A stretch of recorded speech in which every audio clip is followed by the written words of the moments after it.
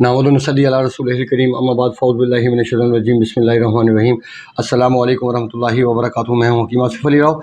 आज का जो मौज़ूअ हम तरतीब देने, चूँकि लोगों से ऐसी कंडीशन का वास्ता पड़ता रहता है, ख़ारिश का होना, ईचिंग होना, इंसान की बॉडी के अंदर मुख्तलिफ़ हिस्सों में ख़ारिश पैदा होना, और फिर इंसान के लिए एक अज़ियतनाक सफ़र शुरू हो जाता है जो कि काफ़ी सालों तक चलता है।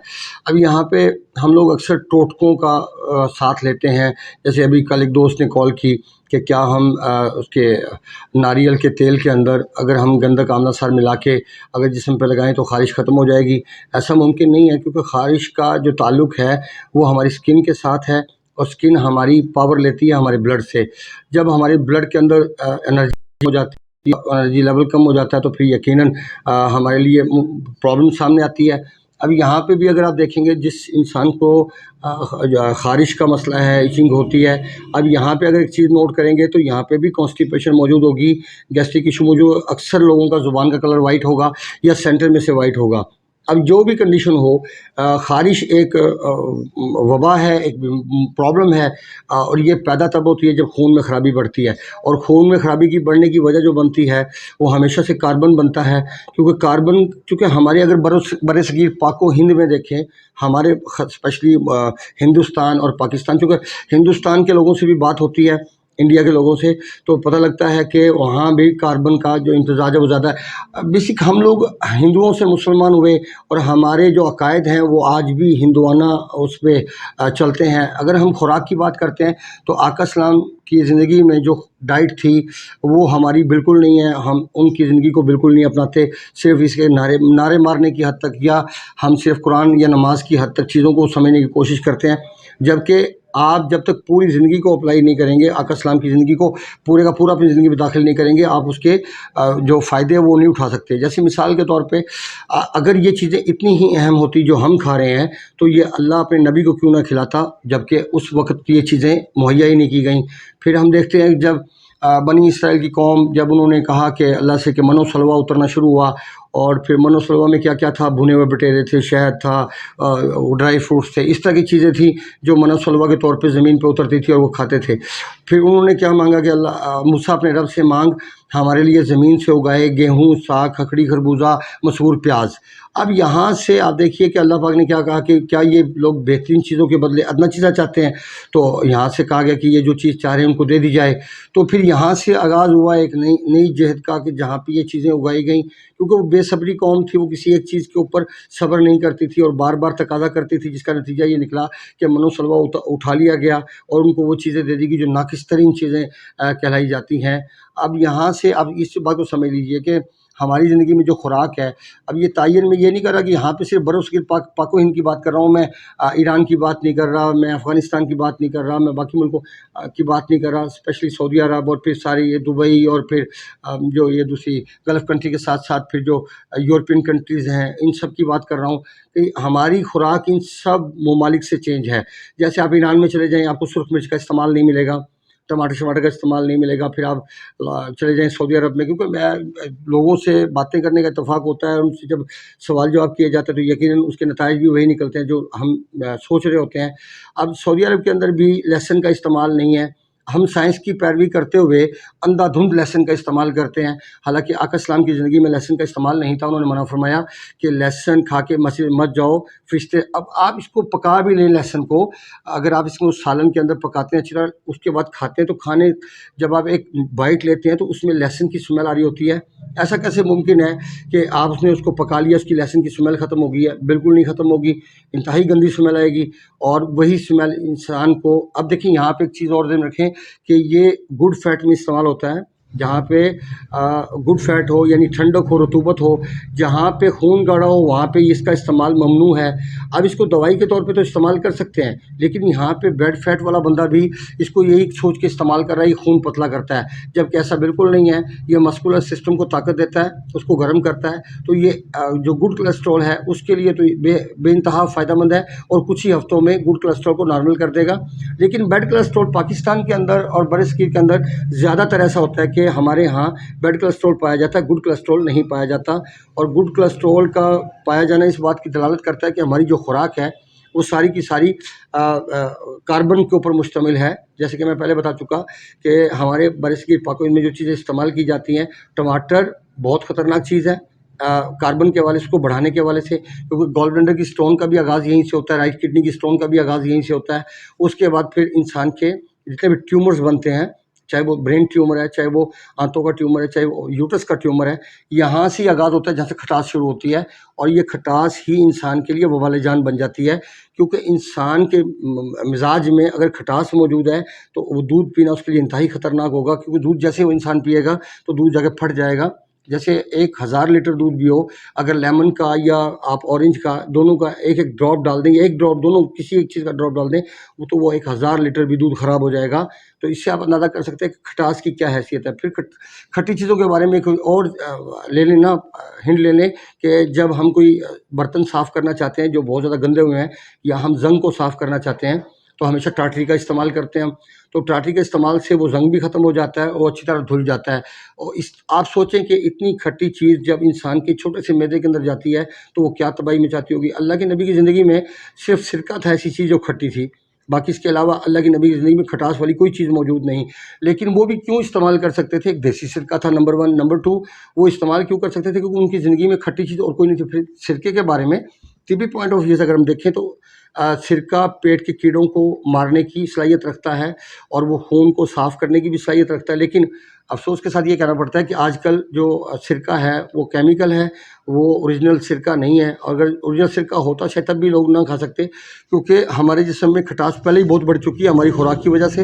اور اللہ کے نبی کی زندگی میں اگر خوراک دیکھیں تو ساری کی ساری گرم خوراک تھی.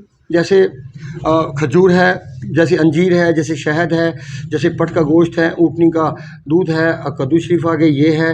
اس کے بعد باقی جو چیزیں ساری کی ساری یہ ساری گرم تھیں.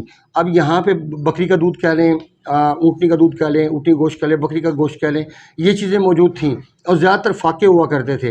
اور یہاں پہ ہم فاقے کرنے کی بھی ہم 3 ٹائم کھانا کھاتے ہیں. تو یقیناً 3 وقت کھانا کھانا اسلام میں کہیں بھی نہیں ہے، لیکن فاقے کرنے سے انسان کی زندگی بہت بہتر ہو جاتی ہے، لیکن ہم اس کو اپنانے کو تیار نہیں. تو پھر آپ سوچئے اس کا لامحالہ نتیجہ کیا نکلے گا؟ ہم بیماریوں میں گھر جائیں گے، ہم طرح طرح کی پرابلم میں گھر جائیں گے. اور پھر ہمیں اللہ رب العزت جو بیمار کرتا ہے، یا بیمار ہم ہوتے ہیں، خود ہوتے ہیں، اللہ رب بیمار نہیں کرتا، اللہ شفا ضرور دیتا ہے، لیکن اللہ بیمار نہیں کرتا. اگر آپ صحت کی حالت چاہتے ہیں تو یقیناً آقا اسلام کی زندگی کو فالو کرنا پڑے گا آپ کو. تو بہت بہترین زندگی گزر سکتی ہے آپ کی، کیونکہ جتنے لوگوں کو خارش کے مسائل کا سامنا کرنا پڑتا ہے، جب ان کی خوراک دیکھی جاتی ہے تو ان کی خوراک میں چائے، سگریٹ، پان، کولڈ ڈرنک، فاسٹ فوڈ، اور چاول، آلو، گوبھی، بینگن، یہ سب چیزیں ان کی خوراک میں شامل ہوتی ہیں. تو جب آپ ایک ہی کیٹیگری کی چیزوں کا استعمال کرتے جائیں گے اور ایک ہی قسم کا قوام آپ کا ترتیب دیتے جائیں گے بلڈ کا، اور بلڈ گندا ہوتا جائے گا، خون گندا ہو جائے گا آپ کا، تو یقیناً اس کے نقصانات ہوں گے. اور جگر کی ورکنگ سست ہو جائے گی. جگر کی ورکنگ سست ہونے سے پھر ہمارا خون کی صفائی کا نظام ایک طرح سے سوچے تو معطل ہو جاتا ہے. یورین ضرور خارج ہو رہا ہوتا ہے، لیکن وہ خون کی صفائی نہیں ہو رہی ہوتی، بلکہ وہ ایک آرٹیفیشل نظام کے تحت یورین چل رہا ہوتا ہے، اور انسان سمجھتا ہے کہ شاید وہ یورین صحیح پاس ہو رہا ہے، یا وہ زیادہ یلو کنڈیشن میں ہے، یا اس میں اسمیل کا احساس ہے. یاد رکھیے کہ یہ ساری چیزیں کاربن سے جڑی. پھر گیسٹرک ایشو لازمی ہوتا ہے. ابھی آپ جن لوگوں کو خارش موجود ہے آپ دیکھ لیجئے، جائزہ لے لیجئے. اگر اسٹول کا نظام ہے وہ پہلے ہارڈ ہوگا، بعد میں سافٹ ہو جائے گا، یا ڈے میں 2 ٹائم آئے گا، یہ 3 ٹائم آئے گا، 2 ٹائم پھر اس کا کوئی ٹائم نہیں ہے تب بھی. یہ ساری چیزیں کانسٹیپیشن کی ہیں. اکثر لوگوں کو غلط فہمی ہے کہ کانسٹیپیشن یہ ہوتی ہے کہ 2 دن کے بعد اگر اسٹول پاس ہوا تو یہ کانسٹیپیشن ہے. ایسا بالکل نہیں ہے. اگر ڈے میں 2 ٹائم یا 3 ٹائم اسٹول پاس ہوتا ہے تو یہ کانسٹیپیشن ہے. اگر اس کا ٹائم نہیں ہے یہ بھی کانسٹیپیشن ہے. اگر پہلے ہارڈ ہے بعد میں سافٹ ہے یہ بھی کانسٹیپیشن ہے. اب خون کو صاف کرنے کے حوالے سے ہم کیا کر سکتے ہیں؟ اس میں ساری چیزیں جو ہے مصفہ خون استعمال ہوتی ہیں، جو جگر کو بھی تقویت فراہم کرتی ہیں، اس کی ورکنگ کو بڑھاتی ہیں، اور خون کی صفائی کو بھی مطلب پوری طرح پراپر چلنا شروع ہو جاتا ہے لیور کا نظام، اور پھر کڈنی خون کو صاف کرنا شروع کر دیتی ہیں. اب یہاں سے آغاز ہوتا ہے ہماری خون کی صفائی کا. لیکن اس کے لیے جو خوراک ہے اس میں کھجور کا استعمال، انجیر کا استعمال ہے، کاجو کا استعمال ہے، اس کے بعد تل اور گڑ کا استعمال ہے، پھر اس کا خربوزہ استعمال کیا جا سکتا ہے، گرما استعمال کیا جاتا ہے، بکرے کا شوربہ. لیکن شوربہ استعمال کرنے سے کے لیے ضروری ہے کہ آپ کی جو اس کے اندر مسالہ جات ہیں وہ ترتیب سے ڈالے جائیں، جیسے کالی مرچ، سفید زیرہ، ادرک، ہلدی اور نمک حسب ذائقہ. اگر اس میں ڈالنا چاہیں تو آپ سرسوں کا تیل 1 چمچ ڈال سکتے ہیں، اور اس میں بوٹی کا استعمال نہیں کیا جائے گا، کیونکہ جو ہم اس کو یخنی کی صورت میں جب ہم تیار کرتے ہیں تو سارے کا سارا نچوڑ تو پانی کے اندر، شوربے کے اندر آ چکا ہوتا ہے، وہ تو باقی پھونک وجہ سے ہم گنا مشین میں ڈالتے ہیں تو ایک سائڈ پہ اس کا پانی نکلتا ہے اور ایک سائڈ پہ اس کا چھلکا نکل جاتا ہے یا اس کا بھوسا نکل جاتا ہے، تو پھر آپ دیکھیے کہ جو اصل چیز ہے وہ اس کا پانی ہے، واٹر اس کا، نہ کہ اس کا جو چھلکا ہے وہ بھی کھایا جائے۔ تو اس طرح یہ ہے کہ جب آپ کا کانسٹیپیشن کا نظام بہتر ہو جائے یا خارش مکمل طور پہ ختم ہو جائے تو پھر ہم پراپر نارمل لائف کی طرف واپس آ سکتے ہیں، لیکن جب تک ہماری طبیعت ٹھیک نہ ہو یا ہماری خارش کا مسئلہ رہے یا ایچنگ کا مسئلہ رہے تو اس وقت تک ہمارے کھانے میں اتنی احتیاط کی ضرورت ہے کہ جس کا آپ تصور نہیں کر سکتے، کیونکہ یہ چیزیں عام نہیں ہیں۔ آپ نے دیکھا ہوگا، ابھی میں نے، چونکہ ہمارے دوست ہیں، ان کا ٹریٹمنٹ کیا گلف کنٹری سے، تو وہ 15 سال سے خارش کا شکار تھے، پرابلم کا شکار تھے، تو ان کو کم از کم میرا خیال ہے کہ 15 منتھ سے لے کے 20 منتھ کا ٹائم لگا مکمل طور پہ واپس آنے میں، کیونکہ جو چیز جتنے ٹائم سے آپ کی باڈی کے اندر کام کر رہی ہے اس کو ٹھیک ہونے کے لیے کچھ نہ کچھ ٹائم چاہیے ہوگا۔ یقیناً آپ اتنی جلدی ان چیزوں کو ٹھیک نہیں کر سکتے، کیونکہ یہ پوائزن ہے، اور یہ پوائزن بواسیر زہر کے نتیجے میں پیدا ہوتا ہے جو کہ کاربن کی وجہ سے بنتا ہے، اور کاربن کا امتزاج تب بڑھتا ہے جب ہماری خوراک اچھی نہیں ہوتی، اور ہماری خوراک کا اچھا ہونا اس لیے بھی ضروری ہے کہ ہماری نفسیات یا ہماری جو ہے پازیٹیو جو ہمارے تھاٹ ہے، جو ہمارے خیالات ہیں، وہ ہمیشہ اسی چیز سے پروان چڑھتے ہیں، اور کاربن ہمیشہ انسان کو نیگیٹو تھاٹ فراہم کرتا ہے، اللہ کے اوپر یقین کو کمزور کرتا ہے، اللہ کے اوپر ٹرسٹ کو بہت ویک کر دیتا ہے، جس کی وجہ سے انسان انزائٹی اور ڈپریشن کا شکار ہوتا ہے، اس کو اللہ پہ ٹرسٹ نہیں ہوتا۔ کیوں نہیں ٹرسٹ ہوتا؟ کیونکہ وہاں پہ اس کے اپنا کوئی ایسی کنڈیشن نہیں ہوتی کہ وہ اس پہ ٹرسٹ کر سکے، کیونکہ بیماری ایک ایسی چیز ہے، جیسے مثال کے طور پہ آپ کی باڈی میں اگر تھکن ہے، بری طرح تھکے ہوئے ہیں، تو آپ نماز پڑھ رہے ہیں تو آپ یقیناً بہت جلدی نماز پڑھیں گے، اور نماز کا تسلسل بھی مزے کا نہیں ہوگا، سجدے بھی مزے کے نہیں ہوں گے، کیونکہ آپ کی طبیعت ٹھیک نہیں ہے، تو آپ نماز کو اس طرح ادا نہیں کر پائیں گے جس طرح ایک روٹین میں انسان، ایک نارمل بندہ ادا کرتا ہے۔ جب آپ کی طبیعت ٹھیک ہوگی، آپ فٹ ہوں گے، تو یقیناً سجدوں کا تسلسل بھی اچھا ہوگا، لمبے بھی ہوں گے، اور اللہ سے باتیں بھی ہوں گی بہت ساری۔ لیکن کاربن کی صورت میں آپ شیطان کے پیروکار ہو سکتے ہیں، آپ رحمان کے پیروکار نہیں ہو سکتے۔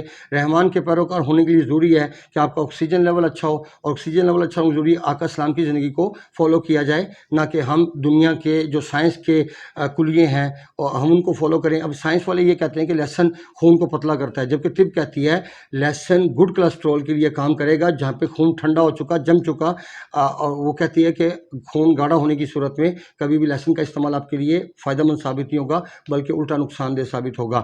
اپنے دوست احباب کا خیال رکھیں، ملتے ہیں انشاءاللہ مزید انفارمیٹیو ویڈیو کے ساتھ۔ وما علینا الا البلاغ المبین۔ السلام علیکم ورحمۃ اللہ وبرکاتہ۔